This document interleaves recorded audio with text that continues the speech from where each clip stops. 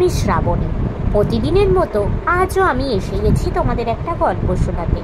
আজকে আমি তোমাদের বলাইচাঁদ মুখোপাধ্যায় মহাশয়ের লেখা একটি ছোট গল্প, যার নাম বাড়তি মাশরুম, এটি শোনাবার চেষ্টা করব। তো বন্ধুরা, যারা যারা আমার চ্যানেলটা সাবস্ক্রাইব করেছো এবং আমার বলা গল্পগুলো রোজ শোনো, তারা জানো যে আমি একজন শারীরিক প্রতিবন্ধী। নিজের প্রতিবন্ধকতাকে দূরে সরিয়ে নিজের পরিচয় তৈরি করার লক্ষ্যেই তোমাদের এই গল্প শোনানোর কাজটা শুরু করেছি।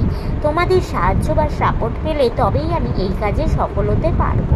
আর যারা আমার চ্যানেলে নতুন এসেছো, তাদের আমি রিকোয়েস্ট করছি, প্লিজ প্লিজ তোমরা আমার চ্যানেলটা সাবস্ক্রাইব করো, তার সাথে পাশে থাকা বেল আইকনটা একটু ক্লিক করে দাও এবং আমার বলা গল্পগুলো স্কিপ না করে গিয়ে পুরোটা শোনো, লাইক করো, কমেন্ট করো ও একটু শেয়ার করে দাও।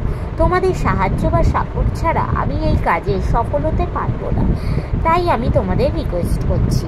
তো চলো তোমাদের আজকের গল্পটা শুরু করে দিই। বাড়তি মাশরুম, বলাইচাঁদ মুখোপাধ্যায় মহাশয় বা বনফুলের লেখা। একেই বলে বিড়ম্বনা। আমি একজন ডেলি প্যাসেঞ্জার। সেদিন সমস্ত দিন অফিসে কলম পিষে ঊর্ধ্বশ্বাসে হাওড়ায় এসে লোকাল ট্রেনে একখানি থার্ড ক্লাসে বসে হাঁপাচ্ছি। এমন সময় দেখি প্ল্যাটফর্ম থেকে বোম্বে মেল ছাড়ছে, আর তারই একটি কামরায় এমন একখানি মুখ আমার চোখে পড়ে গেল, যাতে আমার সমস্ত বুক আশা আনন্দে দুলে উঠল। বহুদিন আগে এমার এক ছেলে তারকেশ্বরের মেলা দেখতে গিয়ে ভিড়ে কোথায় হারিয়ে যায় আর ফেরেনি। অনেকদিন খোঁজ খবর করেছিলাম, কিছুতেই কিছু হয়নি। ভগবানের ইচ্ছা বলে মনকে প্রবোধ দিয়েছিলাম। আজ হঠাৎ তারই মুখখানি, হ্যাঁ ঠিক সেই মুখটি বোম্বে মেলের একটি কামরায় দেখতে পেলাম। আর কি বসে থাকতে পারি, তাড়াতাড়ি গিয়ে বোম্বে মেলে উঠলাম। সঙ্গে সঙ্গে মেল ট্রেনও ছেড়ে দিল। ট্রেনে উঠে আবার ভালো করে দেখলাম, হ্যাঁ ঠিক সেই পাশে একটি বৃদ্ধও বসে আছে। ভয়ে ভয়ে রুদ্ধ নিঃশ্বাসে জিজ্ঞেস করলাম, এতদিন কোথায় ছিলি, আমাকে চিনতে পারিস? হায় ঈশ্বর! সে উত্তর দিল হিন্দিতে, হামারা নাম পুছতে হে? কেউ?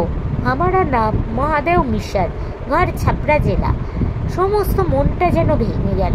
মনে হলো যেন আমি দ্বিতীয়বার আবার পুত্র হারা হলাম। বৃদ্ধটি বললে, হামারা লেটকা বাপুজি, আপ ক্যা মাংতে হে? রুদ্ধ কণ্ঠে বললাম, কিছু না। বেচারি ছাপড়াবাসী পিতৃপুত্রকে বিস্মিত করে দুফোঁটা চোখের জল আমারও শুষ্ক শীর্ণ গালের ওপর গড়িয়ে পড়ল। বর্ধমানে নামলাম। আবার আমাকে বাড়তি মাশুলও দিতে হলো। নমস্কার। তো বন্ধুরা, আজকের এই ছোট গল্পটা এখানে শেষ হলো। তোমাদের যদি ভালো লাগে প্লিজ লাইক করো, আমার চ্যানেলটা সাবস্ক্রাইব করো ও শেয়ার করো। আজকের মতো আমি চললাম। আবার আমি কাল চেষ্টা করব তোমাদের এরকমই কোনো ছোট গল্প শোনানোর। তোমাদের সাহায্য বা সাপোর্ট ছাড়া এই কাজে আমি সফল হতে পারবো না, তাই তোমাদের রিকোয়েস্ট করছি, please like, comment, subscribe my channel. Tata.